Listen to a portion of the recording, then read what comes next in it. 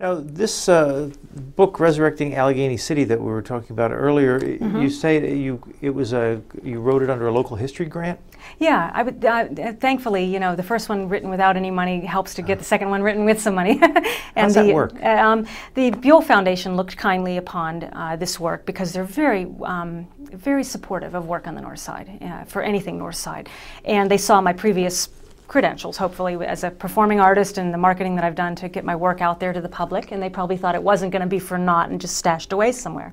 But also the PA Historical and Museum Commission, which housed the archives that I researched mainly for that second book, they gave me the big grant, the matching grant that then Buell added to. So they believed in my work, and I appreciated that. You mentioned something earlier about a department store that was something in Buell? Oh yes, Bogs and Viola. Same Buell? Yeah, Bogs and Viola department. Oh, it's the same Buell? Yes, yeah, I believe so. I hesitate only because there was another Bogs. Was it another Bog? There were two Bogses in Allegheny City that were unrelated, but I'm sure the Buell Foundation is related to the Buell department store. Yeah, from family. So when you decided you were going to write this book, how'd you start? The second, the Resurrecting Allegheny City. I was intrigued about it, just like I was intrigued about Esther's story. You get, with anything in life, I think you get captivated by something. A seed is planted, and then you either pursue it or you don't, and I pursued it. I decided to. I was kicking myself a little bit afterward, like telling my husband I thought I was never going to do research again, and here I am, mired in, you know, deadline here on the second book where I didn't have that on the first.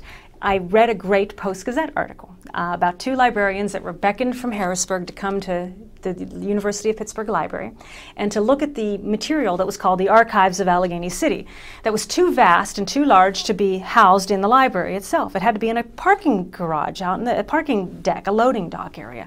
The librarians came down, as this article I was reading one Sunday afternoon in August of '04, and the article talked about these librarians from Harrisburg being amazed at the amount of material, but the quality. And they said something that it's a quote that's always stuck with me, that it was the largest amount of social and cultural history of any region in PA that they've ever seen. So they had it shipped back to Harrisburg, and they started to catalog it for the purpose of the public viewing it, which, by the way, it's not only open to people like myself that were scholars or historians trying to research, it's open to the general public to this day. What kind of stuff?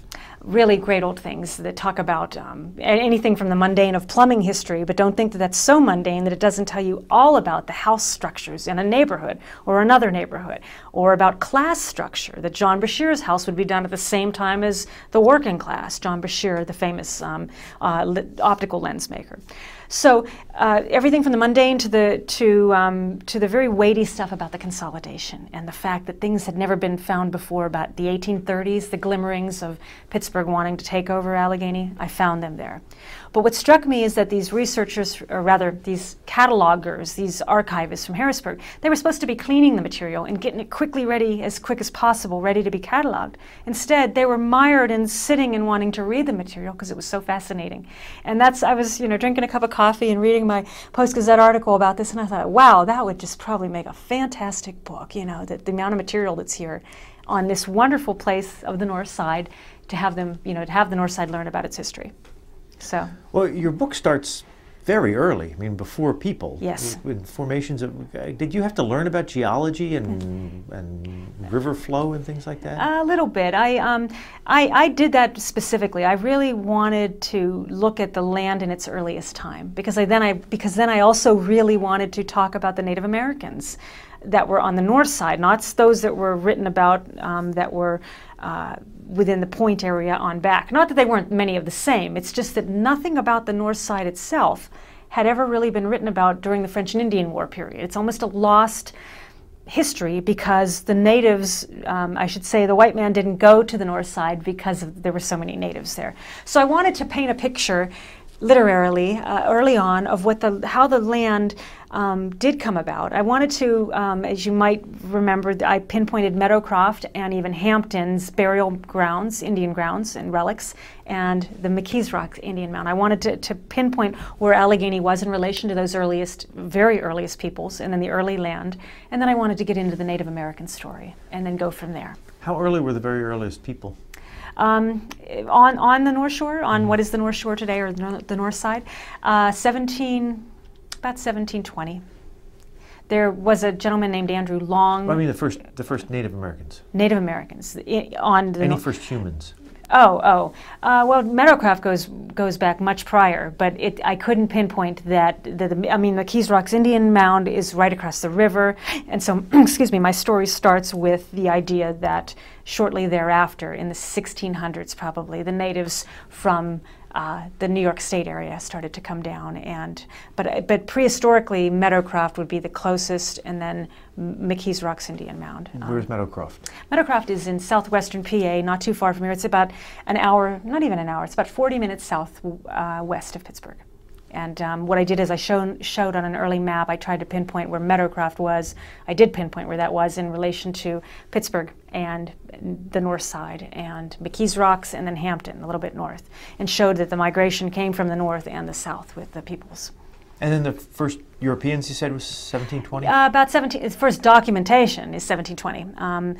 And there was someone that came down the river, supposedly came down the river in about 1620. But Andrew Long, though, I mentioned James Robinson, but Andrew Long actually peopled, or had the first structure, I guess you could say, in a small cabin or hut that he had with his family in 1740. So, but he got massacred by the natives, and then James Robinson got all the attention back in 1780 when first settlement really starts to be considered with him. So when the development started, and did they start off by laying out all the streets and writing out the plots and then putting them up for auction? That little grid of the Allegheny town actually starts with a town square, which is very much only like what you would find in New England. It's basically a town square and then a commons rectangular area around it, which was the town commons, or the area where grazing could take place of cattle and goats and chickens, that collective commons grazing of those animals. Beyond the town center and the rectangle was within that whole cup-like structure of the reserve tract opposite Pittsburgh, or Allegheny, were the outlots. So you had the in-lots in the town that were on a grid, a little square, town square, and then you had the outlots that dotted either the countryside up above the hills, on the hills, or along the shore. And I should say that the crossing of the grid was two Indian paths: the Great Path along the shore of the Allegheny in Ohio, and the Venango Trail, which goes all the way to Erie. And that is what became Perrysville Avenue. It's where Commodore Perry took the hemp from the rope works in Allegheny all the way up his cordage up to his fleets during the War of 1812. So it's a very famous land area, or rather road stretch, that goes from the land area of the lower north side all the way through Franklin County up through Erie to Erie. When people bought these lots, were the people who bought these lots, were they from the east? They were mainly from Philadelphia. Nobody a few from downtown Pittsburgh. A few adventurous souls decided to try going over there. But see, Matt Anthony Wayne was called in by, I think it was still Benjamin Franklin at the time. It was certainly the Commonwealth of Pennsylvania that sent Matt Anthony Wayne to the northern territory of the north side and into Ohio, because the natives were still restless there. The natives were still living there. And the natives, were really played by both the French and the British during the French and Indian War. They were trying to still maintain some semblance together of a settlement, for lack of a better word. It doesn't appropriately apply to Native American populations to have a settlement. They had more, moving encampments of tribes, but they tried to still stay on the north side. But because they were there, those that were living in Pittsburgh, early Pittsburgh, they were frightened to go across the river. But once Matt Anthony Wayne made his way through, and the Settlers Act of 1792 was put in play, it made it a little bit easier and, quote, safer to go over to that land. So when somebody would have arrived in Allegheny City, having bought their plot of land, what did they expect to find? I mean, what amenities, or what do you do for a living when you arrive in town? At first they expected to find, at least their main desire and thrust to get over there was that it was to be the county seat, and big disappointment. Yeah, big disappointment. But they immediately set to work on developing the town. There was the grid that Reddick had set, but they had to actually create that. That was just on paper, essentially. So they used the early surveying markings, and they got the early town up and running. And then they slowly, because it was a vast amount of land, they slowly started to look at the commons area for their cattle and grazing, and then they started to analyze, okay, I've got an in-lot, a town lot, where's my out-lot? And some of them lucked out, and it was pretty close on what is today the North Shore. What's an in-lot and an out-lot? The in-lot is the town lot on that grid. They were assigned a number to an in-lot. If they bought, they got a town in-lot, and then they got an out-lot that was outside the town center. That they would farm? That they would farm, yeah. And some of them lucked out, perhaps they felt it was lucking out on flat area by the river. Some of that was a little bit too close to the river with floods of many years, many times. But others got land that were, their outlot was the countryside, such as where I live on Perry Hilltop, one of the first early hills there. But those countryside lots were basically beautiful because they were rolling hills that you could get away with a little bit more up there. You could have goats and chickens later when it was the Allegheny City era. Even though it was a city, you could have farm animals up in that part of the countryside. So. Now I have to ask you, there's 3 islands you write about. Yeah. One is Nelson's Island, and I don't know if I can find the names of the other islands. It's okay. Yeah. They're gone now? They're hidden. They're submerged underneath, essentially submerged underneath PNC Park and Heinz Field. Yeah, there were 3 islands there, or 2 or 1, depending on the water level. And basically, Smoky Island or Kilbuck's Island. I mean, they're an amazing part of the Northside's history and Pittsburgh's history that not many people know about. Many people probably have heard of Smoky Island, which is also Kilbuck's Island. It was given to Chief Kilbuck, so it became Kilbuck after being known as Smoky. But it was right across the point, and it was where the atrocities that the natives played out against the white men when they would capture some white men, they were played out right there in full view of those at Fort Pitt. In defense of the natives, though, I must say, again, they were manipulated tremendously from the French and the Indians. So when they did get the white men, they sought their revenge, and they sought it very graphically. And they wanted those commanders across at Fort Pitt to see it. And so they would hold, tremendous spectacles, exhibitionist spectacles that would of their savagery, of their talents that way. By the way, they got their talent of scalping, though, from the French, and not many people know that. So that was what the early history of that island, that main island, was. The other was almost a peninsula or islet, and then there was another little one that was Nelson's for a while. But again, they show up beautifully on various maps throughout the history of Allegheny, and it's really kind of neat to track, and for kids to track, too. I do a lot of work with children looking at that. Kind of seeing when it became 3, when it was 2, what flood made it 1 for a while. Essentially, it got backfilled by industrial waste and refuse and rock from development of Allegheny in 1890. So it became affixed. What was left of the island became affixed to the shore in, say, 1890 or so. Did Allegheny City ever have steel mills like the city across the river? Not really, no. It just had a lot of industrial tanneries. It had cotton mills earlier on, of course.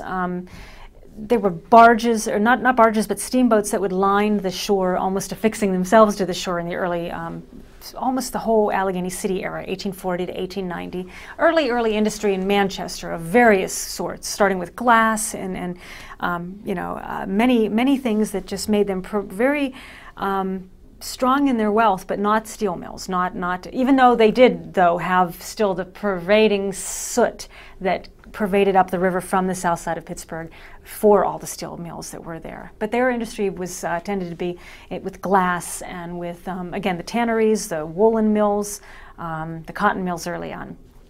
Why was it that Allegheny City was thought to have more class than Pittsburgh? I don't know. It's a good question. That's something that's hard to measure.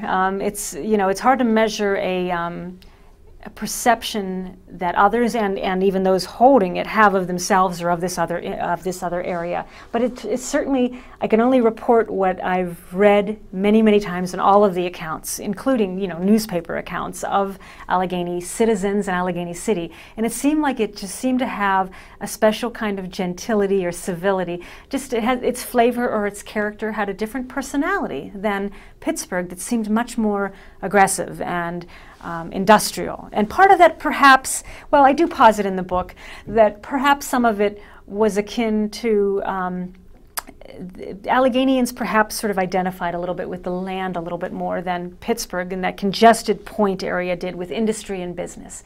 You would look across at at Allegheny from Pittsburgh, and in your mind's eye, many people can probably do that, and you can see what it is today, but you can certainly see the landscape of the hills and the countryside. People could see from Pittsburgh farms up there. They could see, believe it or not, even the commons and the grazing of animals in that commons. Yet they also saw industry that was bringing wealth and prestige to Allegheny. And I think Alleghenians sort of felt a little bit more agrarian, even though they had early industry. They felt a little more connected to the land and a little bit, maybe a little more connected to New England because their town model was modeled after the commons and the town crossing. Was it a big port city? Was there a lot of shipment up and down the Mississippi? A little bit, not a tremendous amount, but not certainly what you would find for any city that's on a riverfront. And especially, indeed, there was traffic all the way down to New Orleans. And we talked about the area where the North Shore area now we call it, where the islands were. That also, ironically, not only brought industry and commerce going to New Orleans, but it also brought hobos and traveling caravans and circuses. And in the early days, in like say 1830s for many decades, few decades at least, especially then, traveling caravans and circuses would kind of encamp on those islands down by the North Shore, and there'd be a form of more underground entertainment for Alleghenians to go and see, as opposed to the above ground, more genteel, the women donning their finery and the men with their top hats and coats, walking around eating peanuts and looking at display items in the social halls of the Civil War Sanitary Fair building. That was the more genteel or cultured entertainments of Allegheny City. But down on the North Shore, you could go and see traveling circuses that were about to take off the next day to go to New Orleans. Speaking of the Civil War, you say Abraham Lincoln passed through Allegheny City once upon a time. Yes, he passed through right by, if anyone knows where Allegheny Center Mall is, you certainly know, the Allegheny Circle, I should say. There's a little post office right in front of that, a little bit south of it toward the North Shore, right by the underpass. And that was where the very fine railroad depot was back in the day. And Abraham Lincoln did come in, and it was a really, really rainy night. He was supposed to give a speech right in Allegheny the night that he arrived. It was like a tremendous downpour, and instead he went across to Pittsburgh. He stopped there, and he spoke for a moment, but instead he spoke the next morning before leaving to go to the center of the state in Pittsburgh, right about where the cultural district is. When did Allegheny City get things like lights, street lights, water, sewer, paved streets? In various degrees from the 1860s on. Did they lead Pittsburgh in those things, or did they? They kind of paralleled Pittsburgh. Pittsburgh was ahead of the game a little bit earlier on with water, and Pittsburgh always did have a better water system than Allegheny. That can be said very factually, for sure. Pittsburgh started to develop what was upriver at the Brilliant, what is called the little Brilliant water section today near Aspinwall, and they had that the reservoirs starting to be developed and the water pumping stations, and Allegheny actually borrowed a little bit of that success. They rented from the city of Pittsburgh some of that coordination. So it's not like they were such rivals, or that Pittsburgh considered them a rival and they weren't friendly to them. They certainly were. Allegheny City had many mishaps with water. On Troy Hill, the water reservoir would often have some problem, and Spring Garden down below would get flooded, and women would have to write to the city and say, "My rugs got ruined, and I see that 2 weeks ago you paid for her rugs. Well, my rugs got ruined too from the water tower erupting." So, is there some moment in Allegheny City history you would love to be dropped down into to witness? Good question. I think maybe I'm especially taken with, the book had to focus a lot on the Allegheny City era, because that's where the archives mainly went from 1820, but more like especially 1840 to 1907. But I'm still taken with that early Allegheny town era, when people started to finally get up their provincial courage to go across and make the town, and what it was like back then when the town was simply the small area in the middle with the very early on primitive commons, and then the countryside. There's a street below me that's called Brighton Road that was once Irwin Avenue, but it was back in the day, the earliest day, called Pasture Lane. And it literally was just a lane that went all the way up through the countryside of Allegheny. And I just would love to kind of know what that felt like back then. Many times today I'll drive that section and I can imagine it in my mind's eye, but it would be kind of neat to feel what that would be like, to be living in a section like that in what was to become a city later, and to know what that was like. Is the square still there in any It is. shape? Unfortunately, it's surrounded by a circle, which is akin to East Liberty in Pittsburgh. The problems with the attempts to make it a better area in the 1960s really kind of ruined it. And most all people would agree with me. I mean, it's a known fact that the Allegheny Center Mall, not so much that structure, even though it is obstructionist in people being able to view the rest of the north side, but the circular traffic pattern that was put around that mall really destroyed, in a sense, the feeling of that crossing, which is the center of that circle.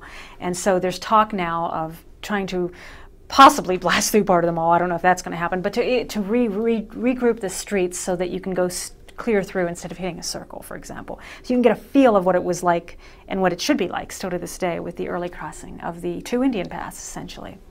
Is City Hall still there? City halls, because there were many, are not, at least two in particular that were grand.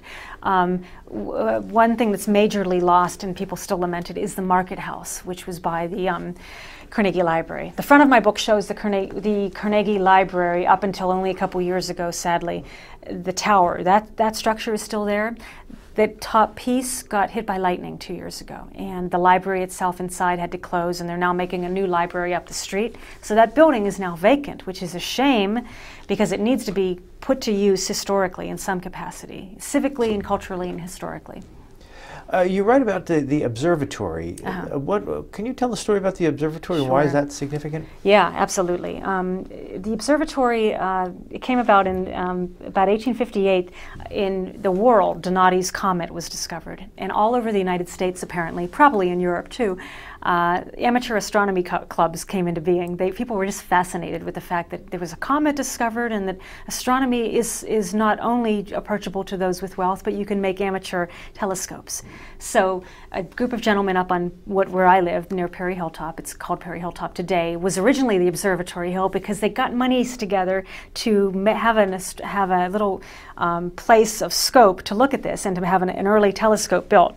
And so the earliest observatory, with some help from the state, was made in that time frame, in the late 1860s or so.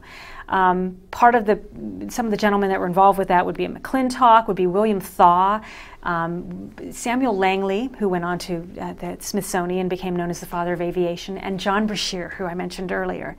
To this day, John Brashear's factory and his house still sits forgotten on Perry Hilltop, on Perrysville Avenue, right next to Triangle Tech, who, by the way, have been very supportive of trying to get it noticed, as has the Perry Hilltop Citizens Council and several other individuals that are interested in history. It's a sad fact that even though many parts of the North Side are celebrated and looked at historically, and money's fed into certain communities of the North Side to make things historical noted, that those buildings are lost and so what I'm trying to do is do some children's and community programming in the next couple months, which I'm working on, and it's been very successful. John Brashear was an everyday man who worked in the mills, who it was discovered that he loved to make telescope lenses, and it was discovered by Langley and others. He made them better than anyone in the world. And he was brought over from the South Side, William Thaw said, you don't have to work in the mill anymore. I'm going to pay for the rest of your life, essentially, to work on telescopes. And he shipped those telescopes to all of the major observatories in the world, all from the north side of Pittsburgh, on Perry Hilltop, where that observatory land sat. And at that observatory was Allegheny time was founded, just like there's a Greenwich time. It was the time that all the railroads ran by. And again, Langley, who went on to become father of aviation, his success was found at the Smithsonian, but he did his early whirlybird experiments with Brashear off the hilltop, right there on the north side. So it's a lot of really great things that happen. And that was, by the way, the early campus of the Western University of PA. And that's what makes it all the more sad and kind of tragic that they got connected to that kind of slimy campaign of Pittsburgh to co-opt Allegheny, because again, they were known for so many great things. And sadly, a lot of the people that were involved on the Chancellor Committee, et cetera, they were all, their hands were a little bit tied because they were connected to making Pittsburgh better as well. So in defense of them, you know, that is something to be said. I also learned from your book that once upon a time Allegheny City issued $1 and $2 bills. They sure did. Yeah, and there's some pictures, a picture of one in there. 1840. I think they were proud to be a new city. And cities. I guess cities did that. I didn't get quite into that, but I didn't, coming upon it didn't, I mean, even though it was quaint for me, it didn't surprise me. I thought, well, other American cities must have done that as well, I would imagine. Did you find some of it? I think that picture that I took was from my digital camera, finding it in the early archives in Harrisburg. I, of course, had to wear the gloves, and they would bring down boxes, many of which were bum and didn't have anything in it, but a lot of great old receipts, but I can't write a book on receipts from the, but then they'd bring me a box that was really tiny, and I'd open it, and I'd be there for 3 hours, because it was galore with, you know, content, meaty stuff, and pictures of dollar bills. So it's been a little over 100 years since the city of Pittsburgh swallowed up Allegheny City. Yes. Was there ever a movement to deconsolidate in the past 100 years? There probably have been many little counter movements. Independence for Allegheny Yeah, exactly, City. Independence. None that have had any political clout.